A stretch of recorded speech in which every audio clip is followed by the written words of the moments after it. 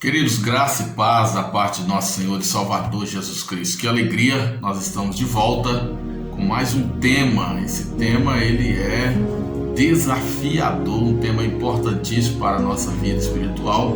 Na lição de número 5 das nossas revistas de adultos da Casa Publicadora das Assembleias de Deus no Brasil. Estudando esse trimestre sobre o verdadeiro pentecostalismo. Esse tema especialíssimo que você deve estar acompanhando aí na sua revista, na Escola Bíblica Dominical. E nós estamos aqui então para contribuir um pouco mais com esse estudo doutrinário para o enlevo espiritual de todos nós. O nosso tema é o fruto do Espírito, o eu crucificado. Texto áureo: ora, o Deus de esperança vos encha de todo gozo e paz em crença, para que abundeis em esperança pela virtude do Espírito Santo. Romanos capítulo 15, versículo de número 13. A nossa verdade prática diz: o fruto do Espírito é um dos temas mais vibrantes da ética cristã, pois mostra para o mundo o que o Espírito Santo colocou dentro de cada um de nós. O objetivo dessa lição é demonstrar que dons e frutos devem ser inseparáveis na vida do cristão. Eu convido você para a leitura bíblica, Gálatas capítulo 5, versículo 16 a 26. Versículo 16 do capítulo 5 diz: digo, porém, andai em espírito e não cumprireis as concupiscências da carne, porque a carne cobiça contra o espírito e o espírito contra a carne, e estes opõem-se um ao outro, para que não façais o que quereis. Mas se sois guiados pelo Espírito, não estáis debaixo da lei.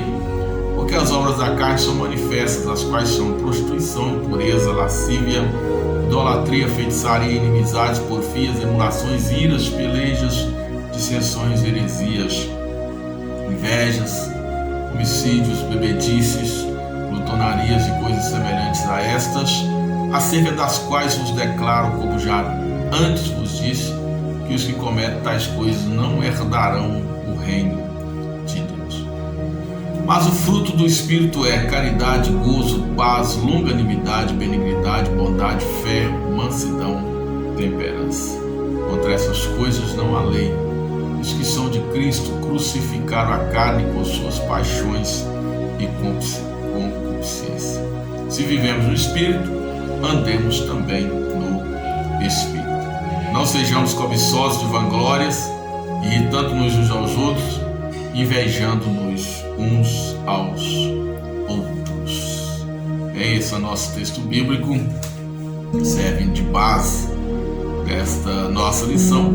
Nós podemos encontrar o fruto do Espírito, ou a menção do fruto do Espírito, ou o contexto que envolve esse elemento doutrinário da ética cristã em outros textos bíblicos.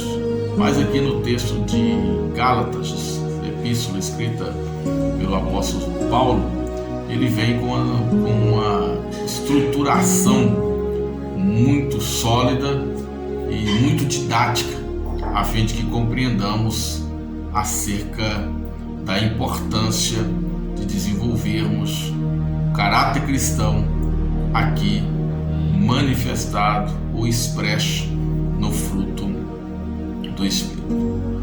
A pergunta é: onde se manifesta o fruto do Espírito? O fruto do Espírito se manifesta nos nossos relacionamentos, e é aqui que está a verdadeira distinção entre o cristão e o ímpio. Ter o carisma sem ter o caráter é a maior afronta ao Evangelho. Jesus disse: portanto, pelos seus frutos os conhecereis. É o que está registrado em Mateus capítulo 7, versículo 20. Nossa identidade é manifestada pelos frutos e não pelos dons.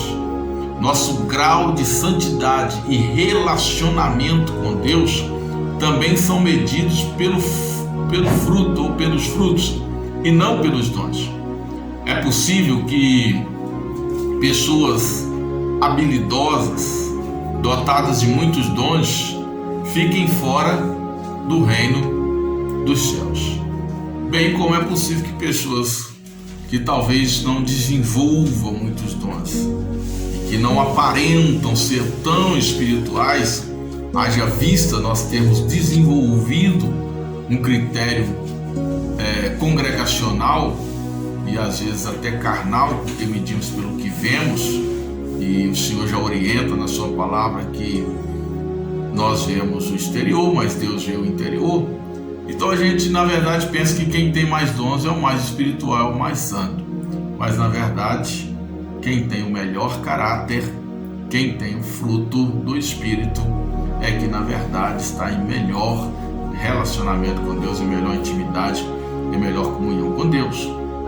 Mateus capítulo 7, versículo número 22, nós encontramos o texto bíblico dizendo o seguinte: muitos me dirão naquele dia, Senhor, Senhor, não profetizamos nós em teu nome, e em teu nome não expulsamos demônios, e em teu nome não fizemos muitas maravilhas? Olha para você ver, nós temos aqui o dom da profecia, nós temos aqui o dom de operação de maravilhas, na expulsão de demônios e até mesmo milagres extraordinários, curas extraordinárias. Quem sabe o paralítico andar, o cego ver, o mudo falar, porque o questionamento é: em teu nome não fizemos muitas maravilhas?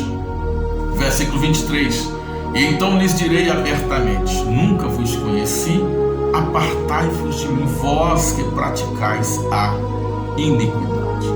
Observe você que nesse texto o Senhor está condenando a prática da iniquidade, mesmo a despeito dessas pessoas terem demonstrado possuir dons do Espírito Santo. Vemos que o dom não mede o relacionamento com Deus, porque o dom não é dado por causa de quem o exerce ou executa, mas por causa de quem necessita. Assim, se precisar usar uma jumenta, Deus vai usar, como fez com Balaão. O dom é dado para o que for útil. Então não é para quem é bom, para quem presta, mas para o que for útil. Agora o fruto está diretamente relacionado com a entrega que fazemos de nossa vida, deixando-nos ser totalmente controlados e dirigidos pelo Espírito Santo, crucificando a nossa velha natureza e fazendo ressurgir o sopro de Deus que há em nós para andar em espírito e não na carne. Glória a Deus por isso. Vejamos então a proposta desse magno ensinamento que nos fará meditar. Primeiro, fruto do Espírito na vida do crente. Segundo, a diferença e relação entre o fruto e os dons do Espírito. E terceiro, a oposição entre o Espírito e a carne. No primeiro tópico da nossa lição, então, nós temos o fruto do Espírito na vida do crente. Qual é a definição que nós podemos dar para essa expressão fruto do Espírito? Qual é o significado espiritual dessa expressão? Sabemos que quando nos convertemos ao Senhor Jesus, ocorre em nós uma mudança de vida, mudança de direção. Conversão é mudar de direção. O Senhor Jesus ensinou que quando o homem vem a Ele, ele nasce de novo, ele passa por um processo chamado regeneração. Essa regeneração, que é um ato da graça salvadora, operado pelo Espírito Santo em nós, troca em nós o comando de nossas ações. Então nós deixamos de ser dirigidos pela carne, que se orienta pelos 5 sentidos do corpo, que desejava e nos obrigava a realizar a sua vontade, e agora passamos a ser dirigidos pelo Espírito, que agora julga cada desejo, cada sentimento, e nos condiciona a agradar a Deus e também a amar os nossos semelhantes. Assim, o fruto do Espírito, ele é um comportamento orientado pelo Espírito Santo, que se une ao espírito humano, ao nosso espírito, vivifica o nosso espírito, anula o comando da carne e manifesta em nós o amor, a alegria, a paz, a paciência, a benignidade, a bondade, a fé, a mansidão e a temperança, que são virtudes manifestadas nas relações com Deus, consigo mesmo e com os seus semelhantes. Então nós temos 3 momentos em que essas virtudes, chamadas de fruto do Espírito, vão se manifestar. Nosso relacionamento com Deus, em primeiro lugar, o nosso relacionamento conosco mesmo. Nós temos que existem as nossas relações, os nossos conflitos internos, muitas vezes, eles são apaziguados quando nós desenvolvemos o fruto do Espírito. E na relação com o nosso semelhante. E então o fruto do Espírito, na sua definição, ele é esse comportamento, esse manifestar do amor, da alegria, da paz, da paciência, da benignidade, da bondade, da fé, da mansidão, da temperança. Virtudes essas que são manifestadas no nosso relacionamento com Deus, conosco mesmo e com o nosso semelhante. Um produto do Espírito que é produzido em nós a partir da regeneração ou do novo nascimento. Por que é o fruto do Espírito no singular? Ponto 2 traz esse questionamento. Paulo apresenta obras da carne no plural e fruto do Espírito no singular. Certamente isso causa estranheza a alguns expositores. No entanto, nós podemos entender que as obras da carne são atitudes externas, internalizadas pelos sentidos. Por isso são várias iniquidades expostas à visão, ao tato, ao paladar, à audição, ao olfato, que a pessoa, quando dirigida pela carne, ela passa a desejar. Esse desejo, por sua vez, internalizado, produz a atitude pecaminosa, seja prostituição, lascívia, impureza, idolatria, feitiçarias, invejas, homicídios, todos esses elementos relacionados. E o apóstolo não traz uma lista exaustiva, ele vai dizer que há coisas semelhantes a essas também, porque são inúmeras as obras da carne. Já o fruto do Espírito é produzido dentro de nós pelo Espírito Santo e externalizado nas relações. Então entenda que as obras da carne acontecem de fora para dentro, elas estão fora de nós, mas através dos sentidos, da visão, do olfato, do tato, do paladar, da audição, a gente acaba vendo, ouvindo, sentindo, cheirando, degustando, e a gente deseja essas coisas. Quando há o desejo, a Bíblia diz que ele gera-se a concupiscência. A concupiscência, ela gera o pecado, e o pecado gera a morte. Então o pecado vem de fora para dentro. Mas o fruto do Espírito, ele é de dentro para fora. Então um é internalizado e o outro é externalizado. Inclusive esse fruto do Espírito, ele confronta diariamente as obras da carne, pois somos expostos a essas obras diariamente, constantemente. Aí, de acordo com o missionário Eurico Bergsten, nós poderíamos chamar esse fruto de amor. Fruto é o amor. E as outras virtudes, gozo, paz, longanimidade, benignidade, bondade, fé, mansidão e temperança, na visão desse teólogo, seriam reflexos do amor. Isso faz sentido? Sim, faz sentido esse pensamento se analisarmos que Jesus ensinou que todos os mandamentos poderiam ser cumpridos em 2: amar a Deus sobre todas as coisas e amar o próximo como a si mesmo. Então aqui você tem o amor como princípio ativo de todos os outros elementos necessários para a produção do fruto do Espírito ou para o relacionamento com Deus. O amor é o princípio ativo para todas as demais virtudes. Então, se nós produzimos amor, se nós temos amor, nós vamos ter o reflexo de todas as outras formas de manifestação do fruto do Espírito. Nós temos então aqui um conceito de que o Espírito, onde estamos conectados, gera em nós um fruto. Esse fruto traz em si as virtudes que o qualificam. É como uma laranja com vários gomos. Um fruto que pode, na sua natureza, fornecer vários ingredientes indispensáveis à vida. Se você pega um fruto, ele tem lá vitamina A, vitamina D, C, tem ferro, tem cálcio, várias coisas dentro de um elemento só. Assim é o Espírito produzindo em nós esse fruto suficiente para nos dar tudo o que precisamos para a comunhão com Deus, para a comunhão conosco mesmo, para a comunhão com o nosso semelhante, com o nosso próximo. O terceiro ponto desse primeiro tópico fala sobre o andar no Espírito. O que é o andar no Espírito?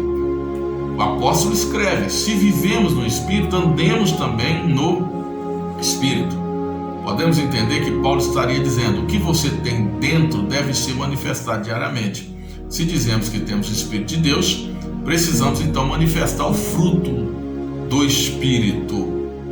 Andar no Espírito é adotar um estilo de vida que glorifica a Deus. Pela manifestação do caráter santo, irrepreensível diante dos homens, é viver para a glória de Deus. O andar é o que? Caminhar, seguir.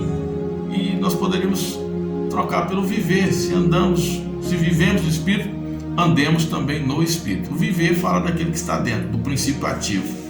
Então, se você tem esse princípio ativo dentro de você, que é o Espírito, que produz esse fruto, você vai externalizar esse fruto no seu dia a dia. As suas atitudes, as suas ações serão condizentes com aquilo que você tem no seu interior.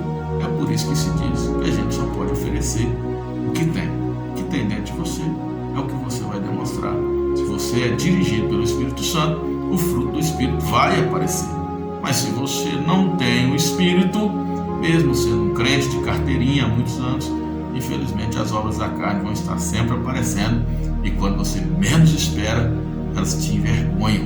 Às vezes até dentro da igreja, no meio, vem a ira, vem a inveja, vem a discórdia, vem os ciúmes. E aí, nossa, mas a irmã saiu do controle. Nossa, mas o irmão saiu do controle. Não é. É porque infelizmente você ainda não está sob o total controle do Espírito Santo. Por mais que você tente disfarçar, em um dado momento aquilo que está dentro de você vai aparecer. É por isso que essa questão é muito séria. Nós precisamos viver no Espírito e andar no Espírito. Não adianta só falar língua estranha, profetizar, fazer pirueta e não produzir o fruto do Espírito. Nós precisamos produzir o fruto do Espírito, ou primeiro produzir o fruto do Espírito, para depois externarmos os dons espirituais. O contrário pode trazer muitos prejuízos, inclusive te deixar fora do reino dos céus. Bom, no segundo ponto nós temos aqui a diferença e a relação entre o fruto e os dons do Espírito. Primeira coisa, dons e frutos procedem de uma mesma fonte, porém têm natureza e objetivos diferentes. E qual é a diferença entre dons e fruto do Espírito? Primeiro, o fruto deve vir antes do dom. Quando alguém aceita Jesus, deve nascer de novo e deixar de viver segundo a carne para viver segundo o Espírito. Segundo, os dons eles são habilidades distribuídas para suprir as necessidades espirituais da congregação, para a obra da evangelização. Terceiro, o fruto é particular. Olha, interessante, porque o dom se manifesta na congregação. O dom é dado a cada um para o que for útil, a coletividade. O fruto é particular, é manifestado no relacionamento da pessoa com Deus, consigo mesmo e com o próximo. Quarto, os dons se evidenciam na coletividade, o fruto se evidencia na individualidade. Os dons podem esconder o seu eu. Quem você é, na verdade, os dons podem esconder. Quanta gente que não anda por aí e faz coisas extraordinárias em nome de Jesus. A pessoa vem, prega, cura enfermos, expulsa o demônio, profetiza. Aí de repente você fica sabendo de iniquidades, de práticas, de escândalos, de coisas vergonhosas que aquela pessoa não praticou por acaso ou caiu em dado momento, mas que é uma constante na sua vida. E aí você vai entender o porquê os dons eles podem esconder o seu eu, a sua verdadeira natureza. Porém o fruto ele revela quem é você. Isso é maravilhoso. É por isso que a gente precisa produzir o fruto, porque o fruto revela quem somos verdadeiramente. Os dons eles são capacidades para a guerra exterior entre a igreja e o inferno. Então, no embate espiritual, na guerra externa da igreja contra o mundo, contra o inferno, os dons espirituais são as suas armas.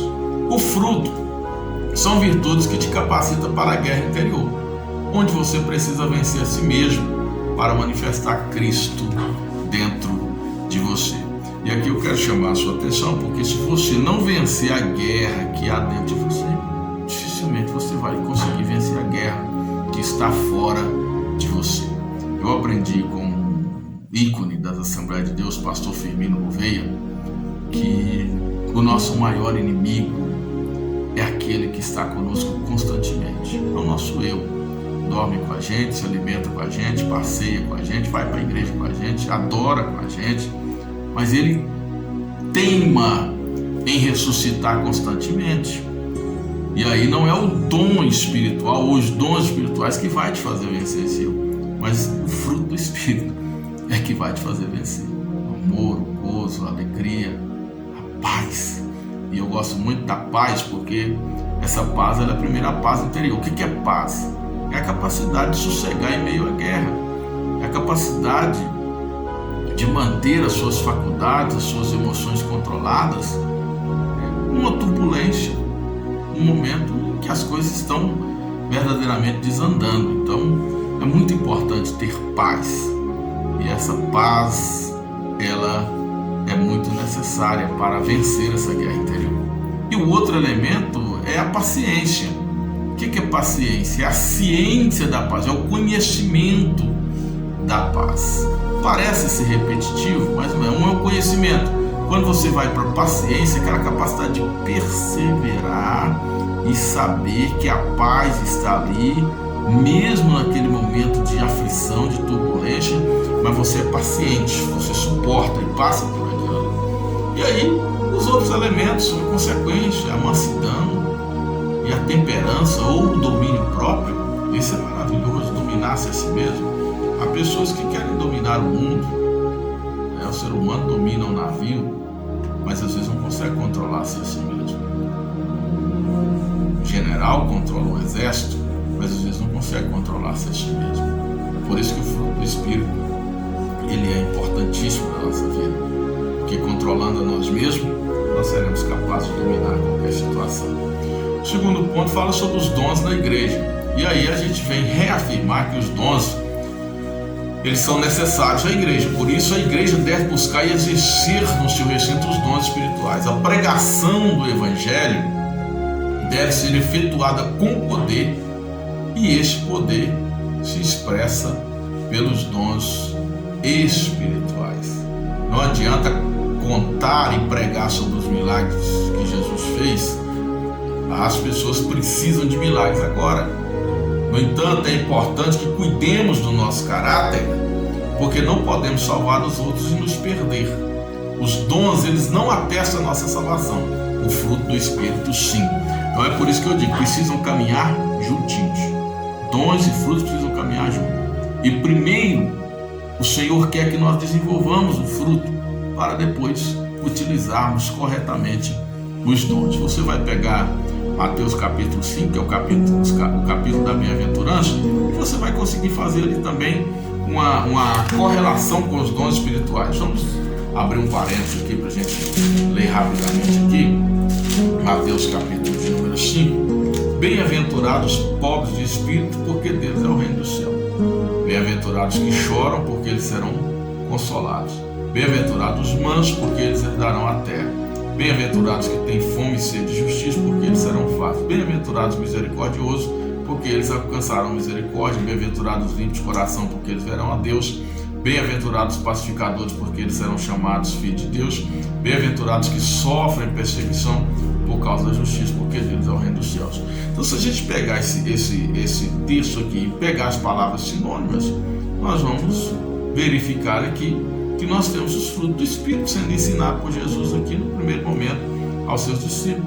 Os misericordiosos, você pode pegar os bondosos, os benignos, né? Os limpos de coração, são aqueles também que têm paz no coração, são aqueles que não estão em guerras no seu coração. Os pacificadores, olha aqui, né? A ciência da paz. Os pacificadores, aqueles que promovem a paz, aqueles que têm a ciência da paz. Os que sofrem perseguição por causa da justiça, ou seja, os justos, aqueles que são íntegros, aqueles que são fiéis. Então, são todos aqui elementos do caráter, são elementos do caráter. isso que Jesus está falando aqui, todos são elementos do caráter, como fruto do Espírito, que são elementos do nosso caráter. A exposição do apóstolo Paulo, ela surge, ou seja, vamos falar agora do ponto 3, o Espírito se opõe à carne, e nós vamos ver que a exposição do apóstolo Paulo, ela surge num contexto de antinomia entre o legalismo dos judaizantes e o liberalismo dos cristãos, daqueles que achavam que estavam sob a graça, e como resultado estava levando os cristãos à falta de amor e à desunião. No ponto 1 nós temos aqui sobre o legalismo. Paulo ele compara a lei com a carne e a graça que produz liberdade com o Espírito. O apóstolo ele ensina que a lei é carnal, portanto promovia o egocentrismo, a porfia espiritual, resultando em contendas e desavenças. No capítulo 5, versículo 13, o texto diz assim: porque vós, irmãos, fostes chamados à liberdade. Não useis então da liberdade para dar ocasião à carne, mas servi-vos uns aos outros pelo amor.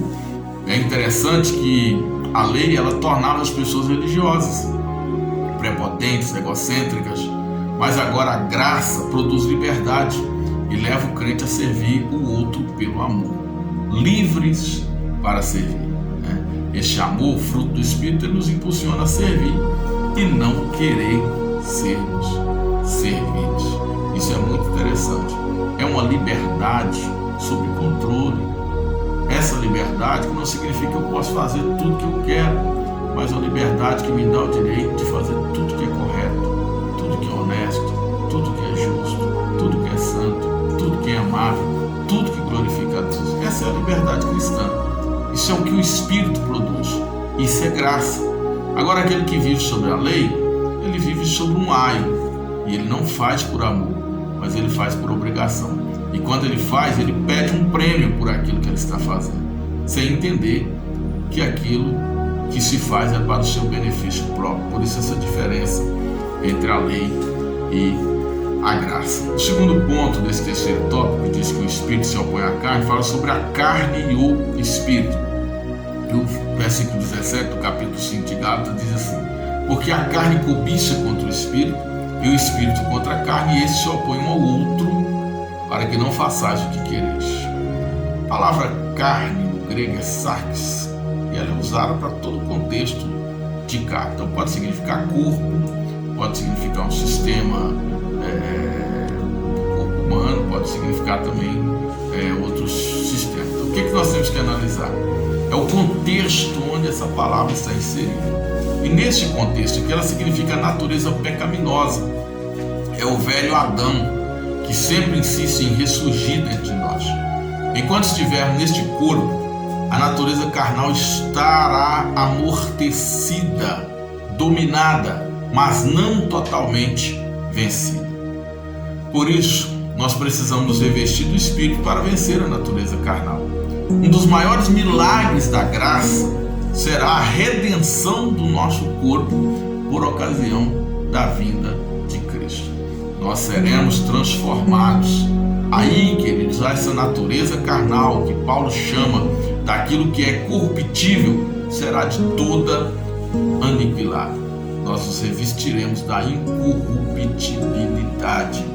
Nós somos remidos, mas ainda não fomos redimidos. Qual é a diferença de ser remidos e redimidos? O remir é pagar a dívida. Nós somos salvos dos nossos pecados, nós estamos sendo salvos do pecado, mas nós seremos salvos do corpo de pecado. Essa é a redenção do nosso corpo, quando nós voltaremos ao nosso estado original.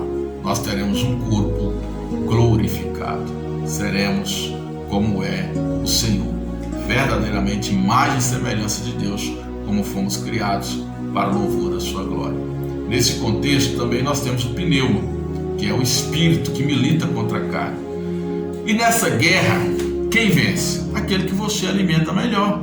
Você é responsável por determinar quem vai vencer essa batalha. Você é cristão, mas no entanto gosta de pornografia, novelas, filmes e outros entretenimentos com violência, obscenidades, drogas, mentiras. É seu hobby preferido. Ir à igreja, orar, ler a Bíblia, louvar a Deus é coisa que se faz uma vez por semana ou uma vez por mês. Quando chega na igreja, ainda não pode desgrudar do celular, do Facebook, do WhatsApp, do Instagram, do Telegram e tantas outras coisas, porque você tem aquele vício, aquela necessidade de ficar ali o tempo todo. Então você não consegue fazer uma entrega para adoração, para oração, para se alimentar da palavra. Assim, certamente, sua carne estará muito forte e o seu espírito fraco. A tendência é você produzir as obras da carne. Por mais que você tenha convertido e tenha ali um pequeno conhecimento do que é o viver espiritual, mas você não estará forte o suficiente para rejeitar as obras da carne e produzir o fruto do Espírito. Ao contrário disso, se você está alimentando o seu espírito,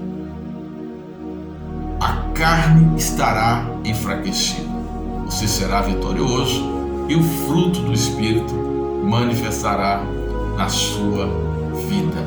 Você ora, você regularmente estuda as Escrituras Sagradas. Não é só ler, é estudar, é internalizar, é praticar as Escrituras Sagradas.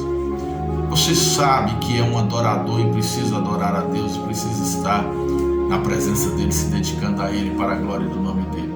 Automaticamente, o fruto do Espírito vai ser evidenciado na sua vida. Terceiro e último ponto, dentro desse tópico que fala sobre o Espírito que se opõe à carne, fala sobre os vícios. E Paulo ele apresenta aqui uma lista exemplificativa de práticas pecaminosas nomeadas como obras da carne, enfatizando que quem pratica essas coisas não herdarão o reino dos céus. Grave bem isso. E nós temos nessa lista pecados da área sexual, nós temos a prostituição, lascívia, impureza, temos os pecados da área religiosa, idolatria, feitiçaria, e nós temos os pecados da área social, inveja, porfia, emulações e tantas outras coisas que se desenvolvem nos relacionamentos sociais. E a manifestação de qualquer uma dessas práticas de forma rotineira representa que esse cristão está no domínio da carne. Portanto, deve se humilhar e buscar a unção do Espírito Santo para viver e andar no Espírito e aniquilar em si as obras da carne. Olha, as obras da carne te tiram do reino dos céus, mas contra o fruto do Espírito não há lei. Isto é, você pode se sobrepujar no fruto do Espírito. A manifestação do fruto do Espírito nos torna parecidos com Jesus. Isso é maravilhoso. Isso é glorioso e eu quero que você passe a produzir o fruto do Espírito. Busque essa condição, essa qualidade de vida. Que você se preocupe mais com o caráter do que com a aparência. O que o Senhor está dizendo, pastor Jonas? Você tem que se preocupar em ter o caráter cristão ao invés de ter os dons espirituais. Há muita gente que quer pregar bonito, que quer curar, que quer colocar a mão na cabeça do outro, que quer profetizar e até ora por isso, mas não ora para que se produza o fruto do Espírito. São pessoas iracundas, pessoas invejosas, pessoas ciumentas.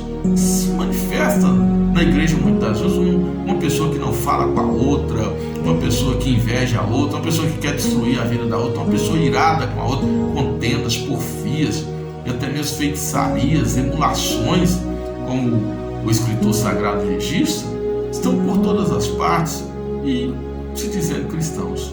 Isso é perigoso. Então a gente precisa desenvolver, antes de qualquer coisa, o caráter cristão. Eu encerro perguntando: qual é a sua inclinação? Como está você? O que está saindo de dentro de você? O que está aparecendo mais em nós? O fruto do Espírito ou as obras da carne? Nós temos uma guerra constante dentro de nós. Porém, se nós alimentarmos o Espírito na oração, na palavra, na adoração, certamente a carne se enfraquecerá e nós seremos autênticos representantes de Jesus, manifestando o fruto do Espírito. Que Deus te abençoe e que Deus te leve para um novo patamar espiritual. Você sim deseja ter os dons espirituais. Paulo disse que nós devemos orar e buscar os dons espirituais.